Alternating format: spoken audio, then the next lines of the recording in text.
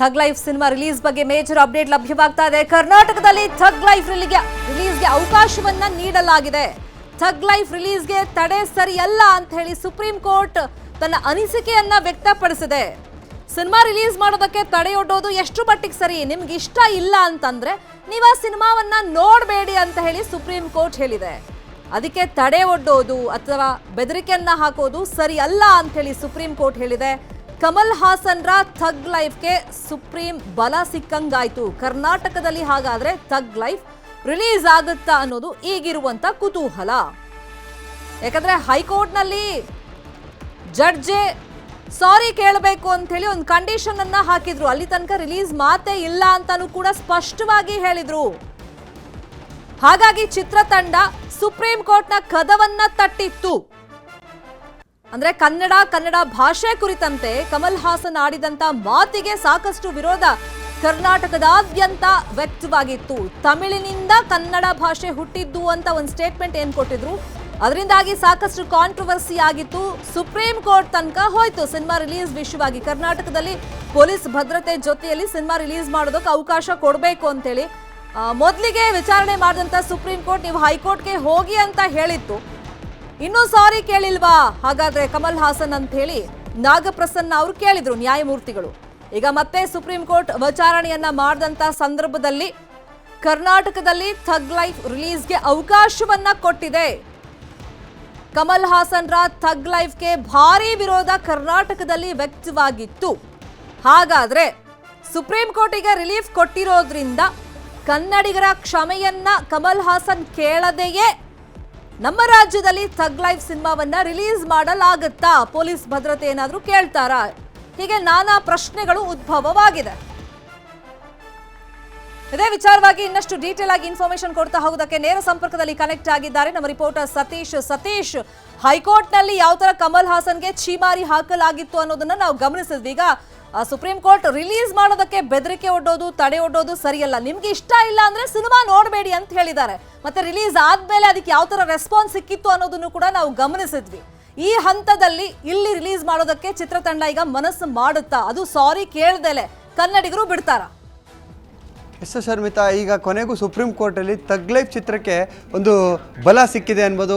ನೀವು ಕರ್ನಾಟಕದಲ್ಲಿ ಒಂದು ಸಿನಿಮಾನ ರಿಲೀಸ್ ತಡೆಯೋದಕ್ಕೆ ಯಾವುದೇ ರೀತಿಯಾದಂಥ ಒಂದು ಕೆಲಸವನ್ನು ನೀವು ಮಾಡಬೇಡಿ ಅನ್ನುವಂಥ ನಿಟ್ಟಿನಲ್ಲಿ ಸುಪ್ರೀಂ ಕೋರ್ಟ್ ಹೇಳಿರುವಂಥದ್ದು. ಸೊ ಇದರ ನಡುವೆ ಈಗ ಕರ್ನಾಟಕದಲ್ಲಿ ಥಗ್ ಲೈಫ್ ಸಿನಿಮಾವನ್ನು ರಿಲೀಸ್ ಮಾಡ್ತಾರೆ ಅನ್ನುವಂಥ ಒಂದು ಕುತೂಹಲ ಇದೆ. ಏನಕ್ಕೆ ಅಂತಂದರೆ ಈಗಾಗಲೇ ಕರ್ನಾಟಕದ ವಿತರಣೆ ಹಕ್ಕನ್ನು ಪಡ್ಕೊಂಡಿದ್ದಂಥ VR ಪ್ರೊಡಕ್ಷನ್ಗೆ ಆ ಹಣದವನ್ನು ಈಗಾಗಲೇ ರಾಜ್ಕಮಲ್ ಪ್ರೊಡಕ್ಷನ್ ಹೌಸ್ ಏನಿದೆ ಅದನ್ನು ಅವ್ರಿಗೆ ರಿಟರ್ನ್ ಮಾಡಿರುವಂಥದ್ದು. ಸೊ ಇದರ ನಡುವೆ ಕರ್ನಾಟಕದಲ್ಲಿರುವಂಥ ಚಿತ್ರಮಂದಿರಗಳು ಕೂಡ ಆ ಒಂದು ಸಿನಿಮಾವನ್ನು ರಿಲೀಸ್ ಮಾಡೋದಕ್ಕೆ ಮನಸ್ಸು ಮಾಡ್ತಿಲ್ಲ. ಯಾಕೆಂದರೆ ವಾಣಿಜ್ಯ ಮಂಡಳಿಯಲ್ಲಿ ಒಂದು ಕನ್ನಡದ ವಿಚಾರವಾಗಿ ಕಮಲ್ ಹಾಸನ್ ವಿರುದ್ಧವಾಗಿ ಇಡೀ ಚಿತ್ರರಂಗ ಒಂದಾಗಿ ಯಾರು ಕೂಡ ಆ ಒಂದು ಚಿತ್ರಕ್ಕೆ ನೇರವಾಗಿ ನಾವು ಬ್ಯಾನ್ ಮಾಡೋಕ್ಕಾಗಲ್ಲ. ಆದರೆ ಅಸಹಕಾರ ತೋರುವ ಮುಖಾಂತರ ಆ ಒಂದು ಸಿನಿಮಾವನ್ನು ರಾಜ್ಯದಲ್ಲಿ ಬಿಡುಗಡೆ ಮಾಡೋದು ಬೇಡ ಅನ್ನುವಂಥ ನಿಟ್ಟಿನಲ್ಲಿ ವಾಣಿಜ್ಯ ಮಂಡಳಿ ತಮ್ಮ ಅಂಗಸಂಸ್ಥೆಗಳ ಜೊತೆಗೆ ಒಂದು ಸಭೆಯನ್ನು ಮಾಡಿತ್ತು. ಅದೇ ರೀತಿಯಾಗಿ ವಿತರಕರಾಗಲಿ ಪ್ರದರ್ಶಕರಾಗಲಿ ಯಾರು ಕೂಡ ಆ ಒಂದು ಸಿನಿಮಾವನ್ನು ರಿಲೀಸ್ ಮಾಡೋದಕ್ಕೆ ಮುಂದೆ ಬಂದಿರಲಿಲ್ಲ. ಆದರೆ ಕೆಲವೊಂದೆರಡು ಚಿತ್ರಮಂದಿರಗಳು ಈ ಒಂದು ಸಿನಿಮಾವನ್ನು ರಿಲೀಸ್ ಮಾಡೋಕ್ಕೆ ಆಸಕ್ತಿ ತೋರಿಸಿದ್ರು ಕೂಡ ಕನ್ನಡ ಹೋರಾಟಗಾರರ ಒತ್ತಡಕ್ಕೆ ಮಣಿದು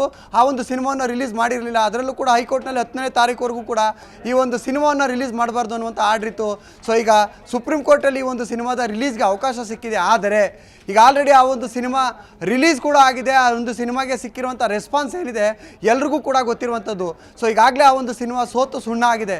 ಸೊ ಇದರ ನಡುವೆ ಏನಾದರೂ ಪ್ರತಿಷ್ಠೆಗೋಸ್ಕರ ಏನಾದರೂ ಮತ್ತೆ ಕರ್ನಾಟಕದಲ್ಲಿ ಕಮಲ್ ಹಾಸನ್ ಥಗ್ ಲೈಫ್ ಸಿನಿಮಾವನ್ನು ರಿಲೀಸ್ ಮಾಡ್ತಾರಾ, ಅಥವಾ ಈಗ ಆಲ್ರೆಡಿ ಆ ಸಿನಿಮಾ ತೋಪೆದಿದೆ ಮತ್ತೆ ನಾವು ಯಾಕೆ ರಿಲೀಸ್ ಮಾಡಬೇಕು ಅನ್ನುವಂಥ ನಿಟ್ಟಿನಲ್ಲಿ ನ್ಯೂಟ್ರಲ್ ಆಗ್ತಾರ ಕಾದು ನೋಡಬೇಕಾಗಿದೆ ಶರ್ಮಿತಾ.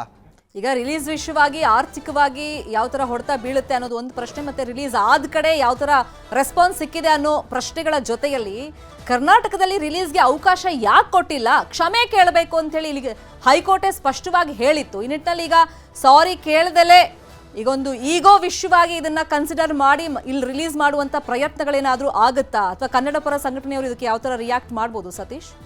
ಖಂಡಿತವಾಗ್ಲೂ ಶರ್ಮಿತಿ, ಈ ಒಂದು ಸಿನಿಮಾ ಏನಾದರೂ ಕರ್ನಾಟಕದಲ್ಲಿ ರಿಲೀಸ್ ಆದರೆ ಪ್ರತಿಭಟನೆಗಳ ಬಿಸಿ ಅಂತೂ ಆ ಚಿತ್ರತಂಡಕ್ಕೆ ತಟ್ಟುತ್ತೆ. ಏನಕ್ಕಂದರೆ ಈಗ ಆಲ್ರೆಡಿ ಅವ್ರು ಕ್ಷಮೆ ಕೇಳಬೇಕು, ಕನ್ನಡಿಗರ ಕ್ಷಮೆ ಕೇಳದ ಹೊರತು ನಾವೊಂದು ಸಿನಿಮಾವನ್ನು ರಿಲೀಸ್ ಮಾಡೋದಕ್ಕೆ ಅವಕಾಶ ಕೊಡೋದಿಲ್ಲ.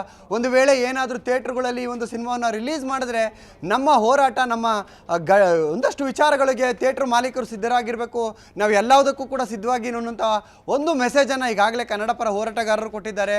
ಅದರ ಜೊತೆಗೆ ಕೂಡ ವಾಣಿಜ್ಯ ಮಂಡಳಿಯಲ್ಲಿ ಪ್ಲೀಸ್ ಬಿ ಆನ್ಲೈನ್ ಈ ಬಗ್ಗೆ ಮಾತನಾಡೋದಕ್ಕೆ ಕನ್ನಡ ಪರ ಹೋರಾಟಗಾರರಾಗಿರುವಂತಹ ರೂಪೇಶ್ ರಾಜಣ್ಣ ನಮ್ಮ ಜೊತೆ ಫೋನ್ ಸಂಪರ್ಕದಲ್ಲಿ ಜಾಯ್ನ್ ಆಗಿದ್ದಾರೆ. ರೂಪೇಶ್ ರಾಜಣ್ಣ ಅವರೇ, ನೀವು ಹೋರಾಟವನ್ನ ಮಾಡಿದ್ರಿ, ಕನ್ನಡಿಗರ ಕ್ಷಮೆ ಕೇಳಬೇಕು ಕಮಲ್ ಹಾಸನ್ ಅಂತ. ಈಗ ಹೈಕೋರ್ಟ್ ಕೂಡ ಚೀಮಾರಿ ಹಾಕಿದ್ದನ್ನ ನಾವು ಗಮನಿಸಿದ್ವಿ. ಆದರೆ ಸುಪ್ರೀಂ ಕೋರ್ಟ್ನ ಒಂದು ಬಲ ಸಿಕ್ಕಿದೆ. ಈಗ ರಿಲೀಸ್ ಆಗೋದಕ್ಕೆ ತಡೆ ಒಡ್ಡೋದು ಸರಿಯಲ್ಲ, ನಿಮ್ಗೆ ಇಷ್ಟ ಇಲ್ಲ ಅಂದ್ರೆ ಸಿನಿಮಾ ನೋಡಬೇಡಿ ಅಂತ ಏನ್ ಹೇಳ್ತೀರಾ ಈ ಆದೇಶದ ಬಗ್ಗೆ? ಮೇಡಮ್, ಮೊದಲನೇದಾಗಿ ಸುಪ್ರೀಂ ಕೋರ್ಟ್ ಕೋರ್ಟ್ ಆದೇಶ ಇದೆ, ಆದೇಶಕ್ಕೆ ನಾವು ತಲೆಬಾಗಬೇಕು. ಅದರಲ್ಲಿ ಯಾವ ಗೊಂದಲನೂ ಇಲ್ಲ. ಅವರು ಏನು ಆದೇಶ ಮಾಡಿದರೆ ಅದು ಓಕೆ, ಒಪ್ಕೊಳ್ಳೋಣ ಮೇಡಮ್. ಆದ್ರೆ ಇಲ್ಲಿ ನಾನ್ ಕೇಳ್ತಾ ಇರ್ತಕ್ಕಂಥದ್ದು, ಕರ್ನಾಟಕದಲ್ಲಿ ಇರ್ತಕ್ಕಂಥ ಥಿಯೇಟರ್ ಆಗಿರ್ಬೋದು, ಮಾಲ್ ಆಗಿರ್ಬೋದು, ಚಲನಚಿತ್ರ ವಾಣಿಜ್ಯ ಮಂಡಳಿ ಆಗಿರ್ಬೋದು, ನಮಗದು ಬೇಡ ಅಂತ ಇವ್ರು ಅಸಹಕಾರ ತೋರಿಸ್ಬೇಕಷ್ಟೇ. ಈಗ ಉದಾಹರಣೆ, ಈಗ ನಾಳೆ ಬೆಳಿಗ್ಗೆ ನೀವು ಚಿತ್ರ ರಿಲೀಸ್ ಮಾಡ್ಬೇಕು ಅಂತ ಹೇಳಿದೆ ಕರೆಕ್ಟು, ಬಟ್ ನೀವು ಹಾಕ್ಲೇಬೇಕು ಅಂತ ಏನು ಹೇಳಿಲ್ಲ. ಇಲ್ಲ.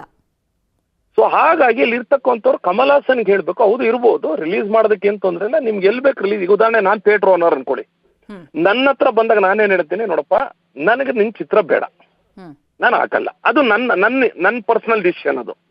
ಈ ರೀತಿ ಕರ್ನಾಟಕದಲ್ಲಿ ಇರ್ತಕ್ಕಂಥ ಎಲ್ಲಾ ಥಿಯೇಟರ್ಗಳವರಾಗಿರ್ಬಹುದು, ಮಾಲ್ ಅವರಾಗಿರ್ಬಹುದು, ವಾಣಿಜ್ಯ ಮಂಡಳಿ ಆಗಿರ್ಬಹುದು, ಇವರು ಸಹಕಾರವನ್ನು ಕೊಡದೇ ಇದ್ದರೇನೆ ನೀ ಎಲ್ಲಿವರೆಗೂ ಕ್ಷಮೆ ಕೇಳಲ್ಲ, ನಾವು ಯಾರು ನಿಮ್ ಚಿತ್ರಕ್ಕೆ ಅವಕಾಶ ಕೊಡಲ್ಲ ಅಂತ ವೈಯಕ್ತಿಕವಾಗಿ ಪ್ರತಿಯೊಬ್ಬರು ನಿರ್ಧಾರ ತಗೋಬೇಕು ಅನ್ನೋದು ನಮ್ಮ ಮನವಿ ಮೇಡಮ್.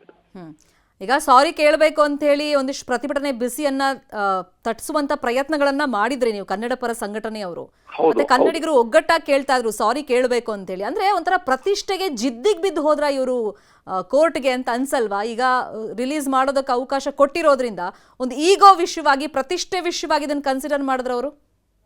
ಅಲ್ಲ, ಖಂಡಿತವಲ್ಲ ಮೇಡಮ್. ಈಗ ನಾನು ಒಂದು ಹೇಳೋದು ಏನು ಗೊತ್ತಾ, ಈಗ ಮೊದಲೇ ಈ ಘಟನೆ ನಡೆದ 2 ದಿನಕ್ಕೆ ಇದೊಂದು ತೀವ್ರವಾದ ಸ್ವರೂಪ ಪಡಿತಾ ಇದೆ ಕರ್ನಾಟಕದಲ್ಲಿ ಅಂತ ತಿಳ್ಕೊಂಡು, ಏನೋ ನನ್ನಿಂದ ಗೊತ್ತಿಲ್ಲದೆ ಆಗ್ಬಿಟ್ಟಿದೆ, ಹಾಗಾಗಿ ಕ್ಷಮೆ ಇರಲಿ ಕನ್ನಡಿಗರೇ ಅಂತ ಹೇಳ್ಬಿಟ್ಟಿದ್ದು ಮುಗಿದೋಗ್ತಿತ್ತು. ಪದೇ ಹೈಕೋರ್ಟ್ಗೆ ಹೋದ್ರು. ಹೈಕೋರ್ಟ್ ಏನ್ ಹೇಳ್ತು, ನೀವು ಕ್ಷಮೆ ಕೇಳಿ ಬನ್ನಿ, ನೀವೇನಕ್ಕೆ ಬಂದಿದ್ದೀರಾ ಅಂತ ಕೇಳ್ತು. ಅಂದ್ರೆ ಹೈಕೋರ್ಟ್ ಕೂಡ ನಮ್ಮ ಒಂದು ಭಾವನೆಗಳನ್ನ ಅರ್ಥ ಮಾಡ್ಕೊಡ್ತು. ಅದಾದ್ಮೇಲೆ ಏನ್ ಮಾಡಿದ್ರು, ಆಗ್ಲಾದ್ರೂ ಕೇಳ್ಬೋದಿತ್ತು ಇವರು, ಬಿಡು ಒಂದು ಕೋರ್ಟೇ ನಮ್ಗೆ ಹೇಳಿದೆ ಅಂತ ತಂದಾಗ ನಾವು ಕ್ಷಮೆ ಕೇಳೋದ್ರಲ್ಲಿ ಏನ್ ತಪ್ಪಿದೆ, ದಯವಿಟ್ಟು ಕನ್ನಡಿಗರೇ ದಯವಿಟ್ಟು ಕ್ಷಮಿಸಿ ಈ ವಿಚಾರದಲ್ಲಿ ಅಂತ ಹೇಳಿ. ಅದಾದ್ಮೇಲೆ ಮತ್ತೆ ಸುಪ್ರೀಂ ಕೋರ್ಟ್ ಈಗ ರಿಲೀಸ್ ಮಾಡಿಸ್ಕೊಂಡು, ಅಂದ್ರೆ ಈಗ ಏನು, ನೀವು ಚಿತ್ರ ಯಾವುದೇ ಕಾರಣಕ್ಕೂ ತಡೆ ಮಾಡಂಗಿಲ್ಲ ಅಂತ ಆದೇಶ ಕೊಟ್ಟಿದೆ, ಆದ್ರೆ ನೀವು ಪ್ರದರ್ಶನ ಮಾಡ್ಲೇಬೇಕು ಅಂತ ಏನು ಹೇಳಿಲ್ಲ. ಸೊ ಹಾಗಾಗಿ ಇವರ ಒಂದು ದುರಹಂಕಾರ ಏನಿದೆ, ಯಾರು ಈ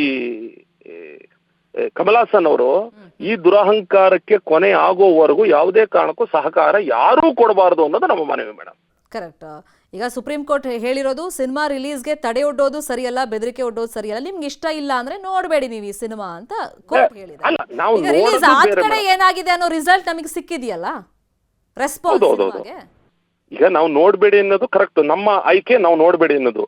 ಹಾಗೆ ಚಲನಚಿತ್ರ ಮಂದಿರದವ್ರದ್ದು ಒಂದು ಆಯ್ಕೆ ಇರ್ತದೆ, ನಾವು ನಿಮ್ಮ ಚಿತ್ರವನ್ನ ಪ್ರದರ್ಶನ ಮಾಡಲ್ಲ.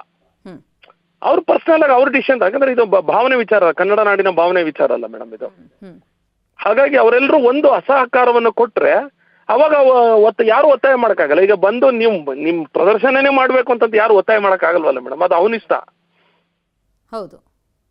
ಹಾಗಾಗಿ ಇದೊಂದು ಅಸಹಕಾರವನ್ನು ತೋರ್ಬೇಕು ಅಂತ ನಮ್ಮೆಲ್ಲರೂ ಮನವಿ ಮೇಡಮ್, ಅಷ್ಟೇ. ಈಗ ನಾವಿರೋದೇ ವ್ಯಾಪಾರಕ್ಕೆ, ಕಮರ್ಷಿಯಲ್ ಪರ್ಪಸ್ ಅಂತ ಹಂಗ್ ನೋಡಕ್ ಹೋದ್ರು ಕೂಡ ಸಿನಿಮಾ ರಿಲೀಸ್ ಆದಂತ ಕಡೆಯಲ್ಲಿ ಫ್ಲಾಪ್ ಆಗ್ಬಿಟ್ಟಿದೆ. ಸೊ ಅಷ್ಟು ಧೈರ್ಯ ಯಾರು ಮಾಡೋದಿಲ್ಲ ಕನ್ನಡಿಗರನ್ನ ಎದುರು ಹಾಕೊಂಡು, ಅಥವಾ ಕಮರ್ಷಿಯಲ್ ದೃಷ್ಟಿಯಿಂದನೂ ನೋಡಿದ್ರೆ ಲಾಸ್ ಆಗೋ ಹಿನ್ನೆಲೆಯಲ್ಲಿ ಯಾರು ಈ ಒಂದು ಸಾಹಸ ಕೈ ಹಾಕಲ್ಲ ಅಂತ ಅನ್ಸುತ್ತೆ. ಖಂಡಿತವಾಗ್ಲೂ ಮೇಡಮ್, ನನಗೆ ಈಗಲೂ ನಂಬಿಕೆ ಇದೆ, ಯಾವುದೇ ಚಿತ್ರಮಂದಿರಗಳು ಅಥವಾ ಮಾಲ್ಗಳಾಗಿರ್ಬೋದು ಯಾರು ಸಹ ಈ ದುಸ್ಸಾಹಸಕ್ಕೆ ಕೈ ಹಾಕಲ್ಲ. ಈಗ ನಾವು ನೋಡಲ್ಲ ಅಂತ ನಮ್ಮ ಆಯ್ಕೆ ನಾವು ಮಾಡ್ಕೋತಾ ಇದೀವಿ, ಹಾಗೆ ಚಲನಚಿತ್ರ ಮಂದಿದವರು ಮತ್ತೆ ಎಲ್ಲರೂ ಅವರು ಕನ್ನಡಿಗರೇ ಇರ್ತಾರೆ, ಅವರು ಒಂದು ಆಯ್ಕೆ ಮಾಡ್ಕೋಬೇಕು. ನಾವು ಕನ್ನಡಿಗರು, ನಾವು ಯಾವುದೇ ಕಾರಣಕ್ಕೂ ನಮ್ಮ ಚಿತ್ರಮಂದಿರದಲ್ಲಿ ಪ್ರದರ್ಶನ ಮಾಡಲ್ಲ ಅಂತ ಚಿತ್ರತಂಡಕ್ಕೆ ಹೇಳಿದ್ರೆ ಸಾಕು. ಅವ್ರು ಬೇರೆ ಎಲ್ಲಿ ಬೇಕಾದ್ರೂ ಅವ್ರು ರಿಲೀಸ್ ಮಾಡ್ಕೊಳ್ಳಿ.